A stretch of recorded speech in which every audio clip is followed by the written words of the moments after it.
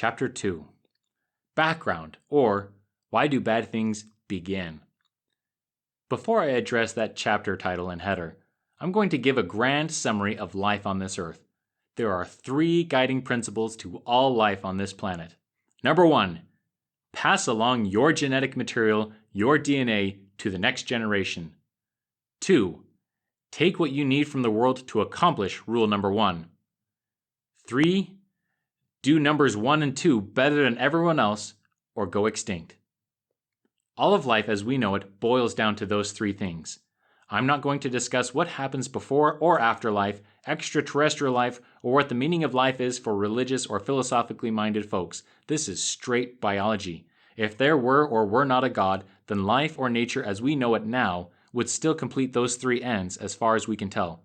Have babies, eat the right foods, and live long enough to make both happen successfully. From the simplest of viruses, to bacteria, to mushrooms, to mammals, to Homo sapiens, biology is hardwired at its very essence to produce offspring and accomplish whatever is necessary to do that. How this is accomplished varies as far as the imagination can go and beyond. If you can think it, there's probably an organism or life form on this planet that does it. DNA is this crazy stuff that is possessed entirely with replicating itself at just about any cost. DNA will do just about whatever it takes to make a copy of itself, and that, sometimes, is what gets us into trouble more than just about anything else. For us humans, that means find someone else to reproduce with and find some way to convince them to reproduce with you. If you can't manage those 2 things, well, your brain will just go ahead and find some substitute that'll either take away the stress of failing at those things or trick your DNA and the sexual parts of your brain into thinking that you're at least using your reproductive organs and hormones in some way. There are untold of ways of accomplishing and satisfying those urges or sedating those impulses or turning down the volume on the failures of our life by using substances and behaviors. Life and DNA, they're basically the same thing, have figured out a whole lot of ways to accomplish this across all species. Sex is a pretty dominant method DNA uses for perpetuating itself. It works very well. Sometimes species have no gender. Sometimes species have both genders mixed into the same thing. Most germs, much of sea life, fungi, some flowers and trees, for example, and some have very separate, distinct genders. Peacocks, anyone? Some animals, like insects, turtles, and frogs, leave hundreds of eggs alone in the wild to fend for themselves in the odds that a few will survive. Some animals, like elephants, bears, and primates, have only a select few babies that are incredibly protected and nurtured to adulthood to ensure their survival.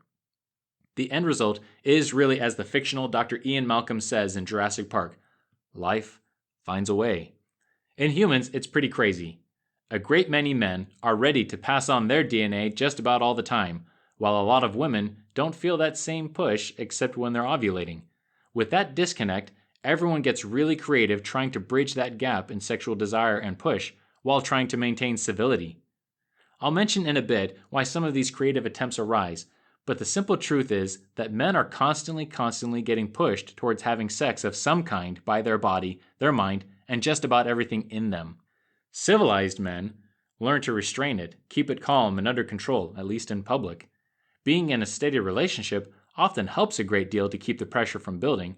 Finding some sort of outlet is helpful. So is reclusion. It's slightly easier to resist temptation when you're not staring it in the face every day. What does this have to do with addiction? I'll tell you and then get back to the biology. Our addiction is driven by biology, pure and simple. It's in my genes, or it's just who I am. It's their fault. I had to do it to survive. Are commonly touted as excuses or rationalizations to participate in whatever destructive behavior we feel like doing. Stealing, lying, cheating, angry outbursts, etc. These statements about genes and biology are true to a degree, but there's more to the story. Our survival instincts are ingrained in our genes, and addictions hijack those survival instincts. But, and that's a big but, we humans have a unique brain that can learn to override our survival instincts and our addictions. First, let me get back to what makes us, us. Our DNA carries instructions for making all the machinery in our body. DNA works like this. Imagine crinkling a bit of foil or a spring into whatever random shape it wants to form on its own. Do that a billion different times. After a while, you'll get a few odds and ends that got crinkled into useful shapes, like the shape of a spear, or a cooking pot, or a gadget that can break specific rocks apart, or something else.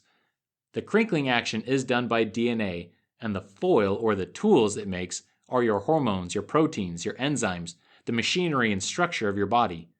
All of DNA is the blueprints for proteins that form their own crinkled blobs the way nature tells them to. Just like with the foil, whatever DNA forms useful bits, or whatever is good at crinkling foil into useful shapes, gets to gather and eat food and then have babies. DNA that makes useful machinery gets to make copies of itself, make babies, and get passed on to future generations. Large bits of DNA that make up a protein are called genes, and they get turned on and off at various times in our life by all sorts of different ways. There's one gene for a specific hormone that gives out our brains an extra boost while we're still in the womb. It turns out that this gene is almost identical to our nearest relatives, the chimpanzees, except that for subtle chemical reasons, ours stays on twice as long as theirs. It's one of the few key differences between us and chimps, and it makes humanity very special. Contrary to popular belief, we do not all start out as females. Our organs start out gender neutral, and if a specific step doesn't happen, they'll almost automatically turn into female organs. There's a gene on every Y chromosome that has the sole purpose of turning a baby's sex organs into testes. It does nothing else ever. It turns on once for a few hours when a male embryo is just a couple of weeks old, and then it hibernates and sleeps for the rest of that person's life. Once in a great while, that bit of the Y chromosome will get mixed up in the repackaging that DNA goes through and may get stuck onto an X chromosome. That's one way how mutations happen. If a mutation helps life or is an easy mistake to make, it will stick around. If it doesn't, it'll stay a rare and random mutation or eventually disappear. Now, there's a whole lot of other things that can mess with this gender DNA process before, during, and after birth, and fortunately, those genetic mutations are rare. We'll all have various mixes of masculinity and femininity to our personalities because of our upbringing, our environment, and our choices, regardless of our genes. Our brain and what happens to it will be the major determinant of our life. As our brain goes, so goes our body. Our brain is the master controller organ of our body. It makes all final decisions. Whichever genes and chemicals promote brain health also promote our life and functionality and survival. These are also the genes and chemicals that get hijacked by addictive substances and behaviors. Interestingly, the plants that produce these addictive behaviors get to stick around because we like them. Our brain says to us, "This plant makes me feel good, so let's help this plant grow." And the plant thrives like marijuana does. Sneaky plants. As we highly developed, highly complicated Homo sapiens, humans, have an incredible amount of DNA for doing an incredible amount of things in our body, and a lot of them contribute to the end result of preserving and passing on our genes. We do this by cooperating with other people in large, complex societies and by listening to our own individual hormones and instincts. When your stomach is empty, it sends little hormonal text messages through your blood, into your brain, and ding, you need a Big Mac. If you don't get that Big Mac soon, you're going to start going all crazy on people until you get a Big Mac. You become hangry. True story. If your experience has taught you that eating a Big Mac would make you feel worse in the long run, you might instead go eat soybeans, or a protein drink, or oatmeal, or whatever you've learned satisfies your cravings at that time in your life. You can also learn to recognize hunger in yourself and compensate for it so that you're not taking it out on those around you.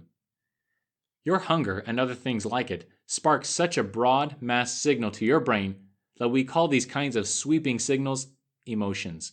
Hunger and food are enormous triggers for emotion because they are so important for survival. Romantic love and family love are incredibly potent triggers of emotion because, literally, your entire brain is designed to accomplish family love. Your entire brain is required to form a family, have children, and then raise those children in ways that help them be healthy and have their families of their own. And yes, we do use all of our brains, not just 10% or whatever cool number it is people say.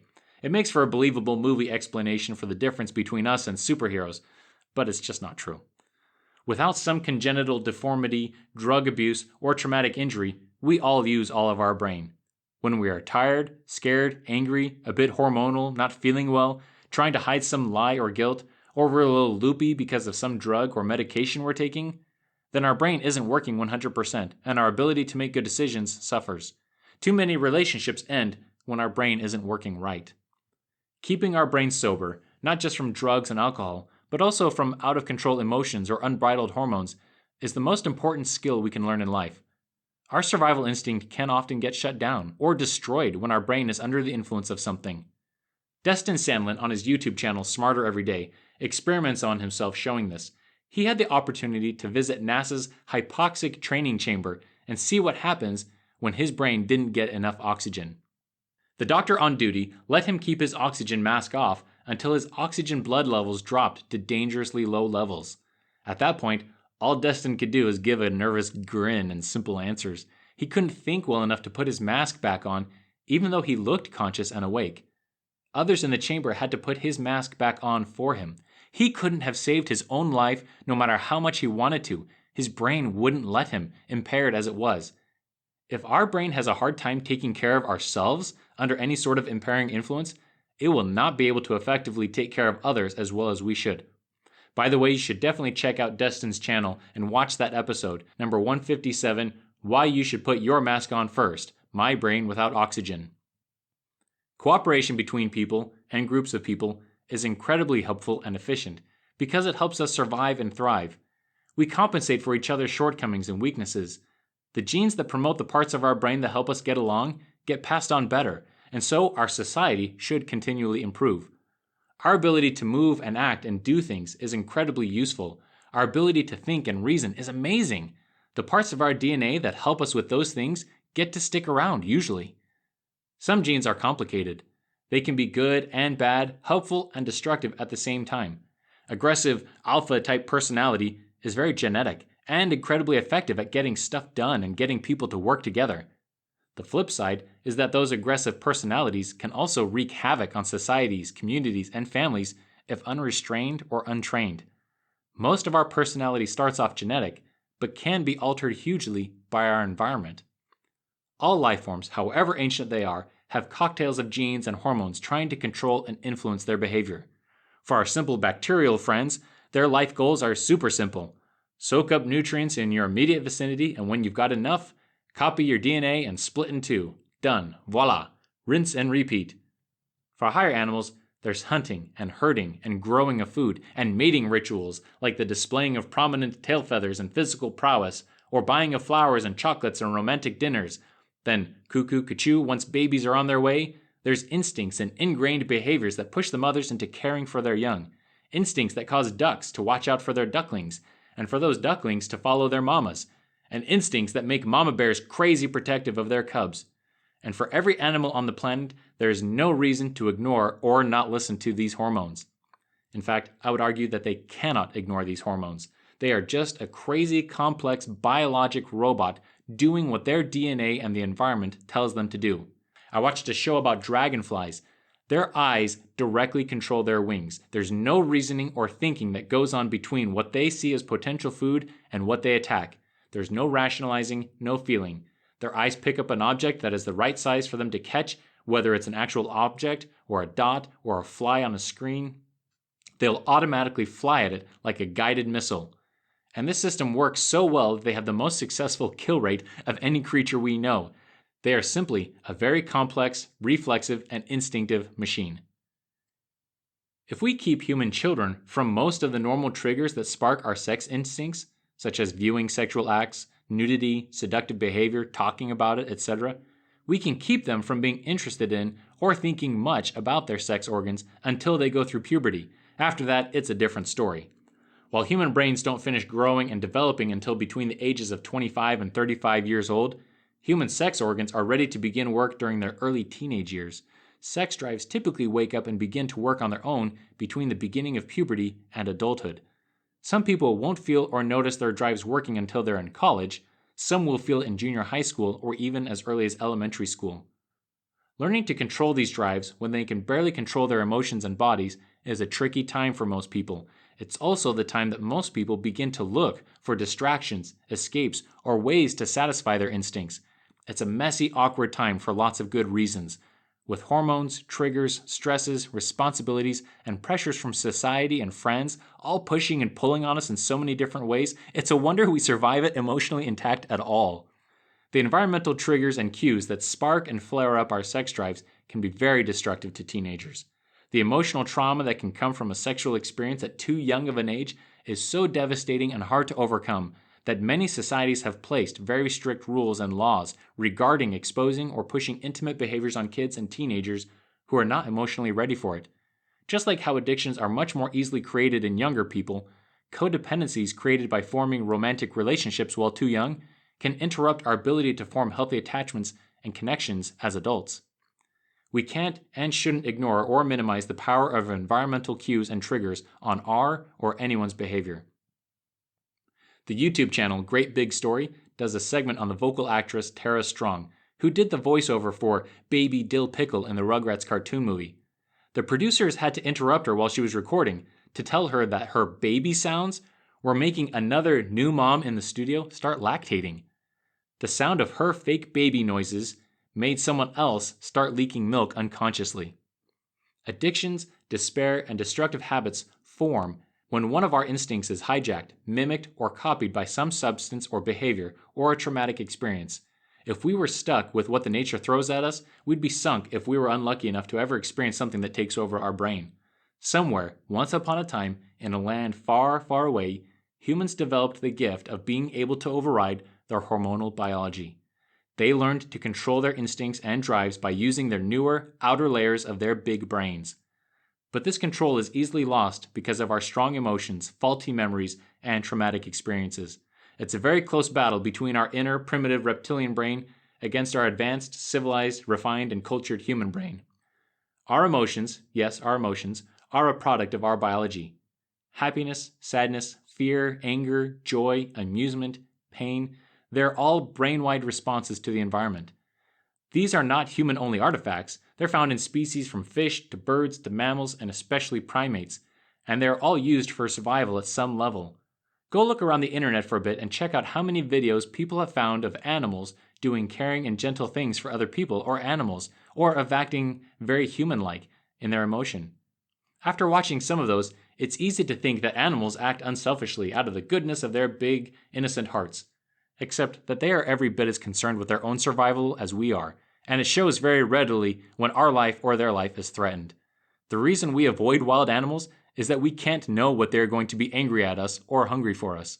Even if you see video clips of people swimming with great white sharks to bring awareness to such amazing creatures, know that they have made sure those sharks have been well fed before attempting to swim with them outside the cage. Nurturing, caring, and altruism are just as genetic and biological as hunger and sex are. We see people with pet lions, tigers, and bears, and other exotic and normally dangerous creatures. It's amazing to watch owners play and wrestle with these incredible animals. Unfortunately, it doesn't often take much of a trigger to wake up their regular instincts, even just for a few quick moments, and they will do something incredibly harmful or fatal to their owners. Our bodies are squirrely things. A quick Google search, and even less life experience, will show more stories than we want to see of men and women ruining families and marriages while under some hormonal stress, whether it's a sexual urge or a PMS-driven outburst. Though we don't like to discuss it, there's more than enough newspaper articles advocating marriage counseling, blog post confessionals, or Quora questions and answers about the topic. A friend told me about her husband. There are some days I can't imagine any good reason why I put up with him. He just can't do anything right.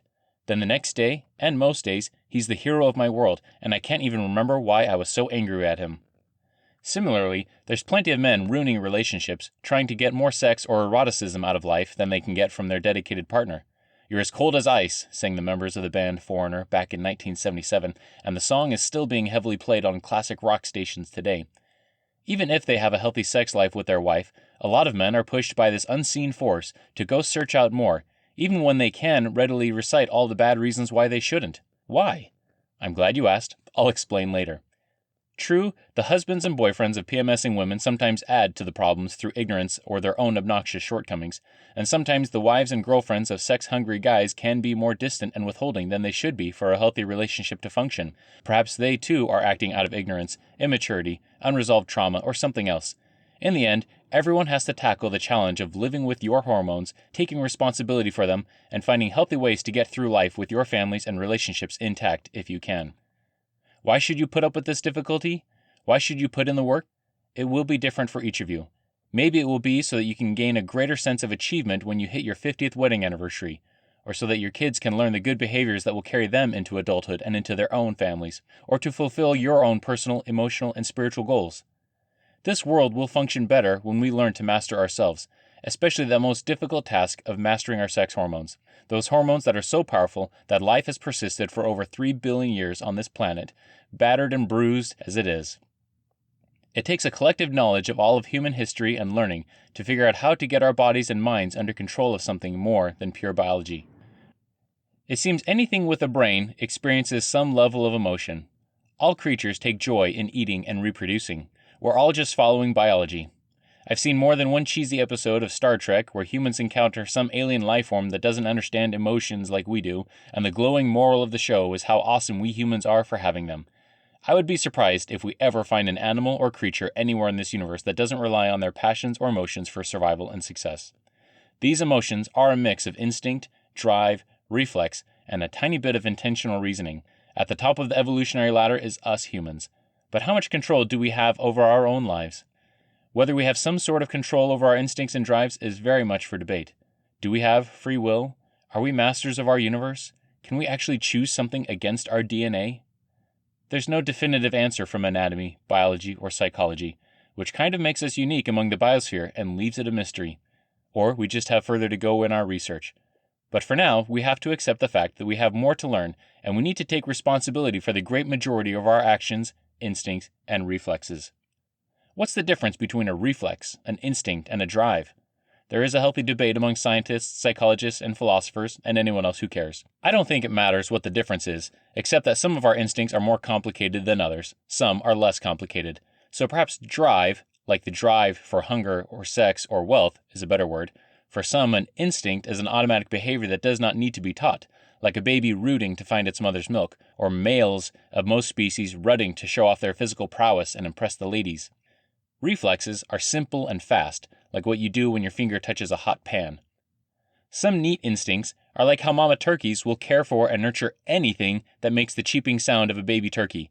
Put a baby weasel in a turkey nest and play a baby turkey recording, and the mama turkey will take care of it. Male robins will attack anything that slightly resembles another male robin in its territory. If a male robin spots a badminton birdie with red feathers laying on the ground, it will probably attack. Could you find some way to make a mother turkey or male robin resist those instincts? I'm sure you could, but it takes some sort of powerful stimulus to override an instinct like that. Humans don't need quite such strong tactics to override our instincts, usually. Instincts and drives can be hijacked by improper environments and experiences. Ducks and geese can be imprinted and convinced that a pair of boots are their mother's and follow whoever is actually wearing those boots. Some of us are imprinted to hate country music and despise it with a passion. To others, it is the only pure music that exists. To some people, cottage cheese is eaten with salt and pepper. For others, cottage cheese is eaten with diced fruit. If you get those two different groups of people together, you might end up with some fireworks and incredulity. You're eating it wrong. That is so weird. Oh my gosh, I just threw up on my mouth a little bit just thinking about it. Another example, Hawaiian pizza. Best pizza ever or worst crime against humanity invented. Much of it has to do with how we were raised and our first imprints and emotional experiences with it. And if we are this passionate about a few food items, we can get crazy about things we truly do care about. When humans are initially sexualized or feel those first associations with sex while being exposed to, engaging in, or interested in some behavior, that circumstance leaves a lasting impression that can stick throughout life. What also tends to happen is that we seek out the experiences that imprinted on us, and we reinforce that imprint stronger and stronger over time. It becomes self-reinforcing, and we can get stuck into a lifestyle, habit, or desire that we may not even like, but we need it to fulfill that hole it fills. This can happen with any habit, drug, fetish, desire, or coping behavior. Some of us will get a buzz while taking a prescription pain med after surgery or during our first beer, and something about that buzz will stick with us like a scar that we can't get rid of without serious intervention. We have become imprinted by the behavior or substance. We should be careful what kind of imprinting we impose on our children and ourselves. When two people who have been imprinted to different ideas about sex try to make a marriage work, it takes a lot of bending or give and take from both sides to come together and make that marriage work. On the flip side, without some imprinting, many animals raised in captivity will ignore or reject their own children, if they even bother to have them. since they were never taught by example from their own mothers and fathers, or because their environment is foreign enough from their natural habitat that the right cues, triggers, and hormones don't become activated to push the parents into mating or raising their children. We like to think that certain instincts are always there. We also like to think that because something feels instinctive, it must be part of our genes or it must be helpful or good. Both ideas are wrong. This is where addiction, or whatever you want to call it, comes in and takes over. We have an incredibly complicated brain that depends on chemical signals from other organs, from the food we eat, from the environment we interact with, and from special nerve clumps turned on by those things.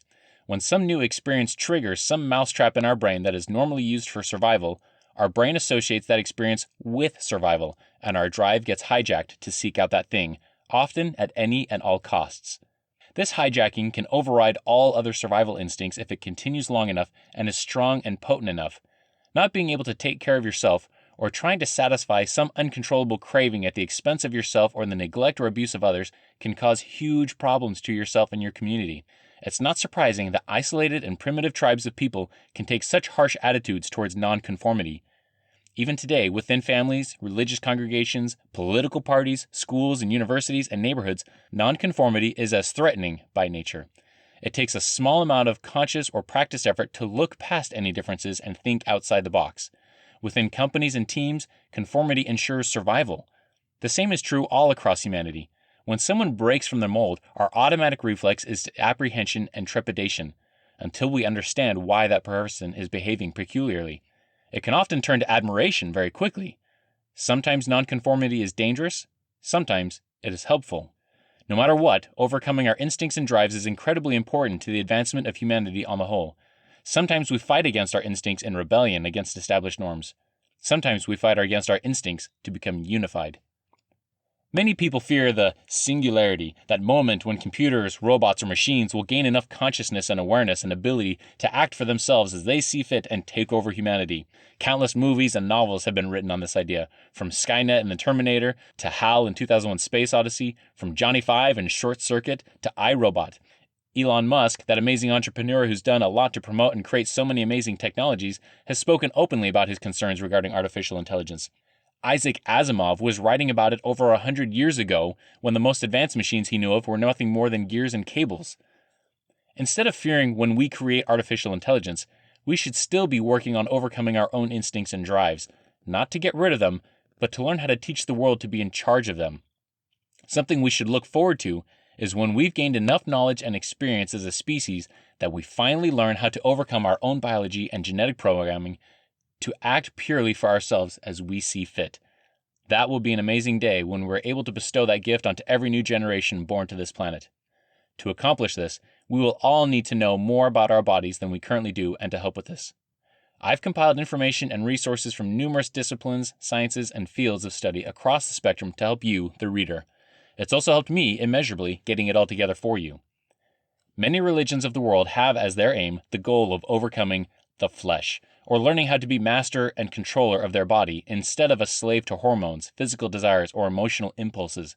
Whether it's Buddhist monks working on self-mastery to achieve enlightenment, Hindus learning through the many chances of reincarnation to get life right so they can enter nirvana, or Christians following Christ as their exemplar into subjecting their flesh to the will of God. In this case, God would be that force of goodness that is higher than nature.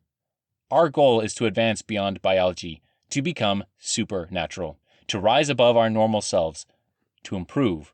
At some level, we want to escape the boundaries of life and become something more, to leave a legacy. There is something inherent in humanity across all cultures and geographies that is inspiring us to be better than we are and to somehow conquer and subdue our physical bodies, not unlike the way a horse trainer has to break a horse to be ready for a rider. A rider who is smarter and wiser than the horse is, who can use the horse's strength, speed, and endurance to accomplish much more than the rider could do alone. Crazy enough, our genes and our biology are giving us the ability to do this in a way no other life form has even come close to. Most of us won't achieve this mastery within our short mortal lives, but it's within our sights, and it's close enough to reach for that large numbers of humanity keep trying anyway. And in that individual reaching, we push the world to get better, one person at a time. A person whose instinct for cooperation and self-preservation has been damaged can often become a danger to the group, especially in a small isolated group. As our groups and communities get stronger and stronger, we start to see the value in our unique and peculiar individuals and the ideas they bring with them. We can start accommodating for their destructive tendencies in exchange for the creativity or other productive and valuable skills they have. In the end, a large, robust society is benefited by each person's strengths and weaknesses. Interestingly, self-destructive behaviors can get bigger in large societies. Instead of just an individual behaving in self-harm, we find large groups of people engaging in societal self-harm in just as many forms and styles as there are individuals. Whether it's ancient infanticide, or the persecution of another group based on gender, race, geography, success, lack of success, political leaning, clothing style, music preference, or whatever. If we don't like someone else who hasn't actually hurt us, we are engaging in societal self-harm. We are cutting ourselves, and we may not even realize it because it always seems justified to ourselves. An individual who cuts themselves can usually come up with some justification or reason for doing so. A large group can come up with reasons for their bad behavior even easier. Our instincts and drives are valuable and powerful, overwhelmingly so, but with help, time, experience, knowledge, practice, and sometimes medication, instincts that have been turned into addictions can be beaten.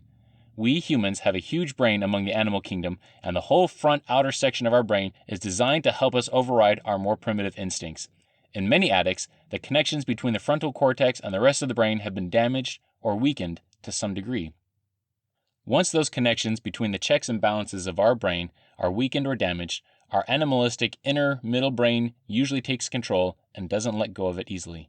Like a military commander who launches a coup against the government. Sure, it lets the outside of our brain have control when it's not that important, but when it counts, it says, I'm in charge. It lets us play at our fun little games of work and family, but in the quiet moments, often when nobody is watching or caring what we do, it has full reign. If it gets used to such free reign, it starts to stay in control during all aspects of our life, wreaking havoc on our relationships and obligations.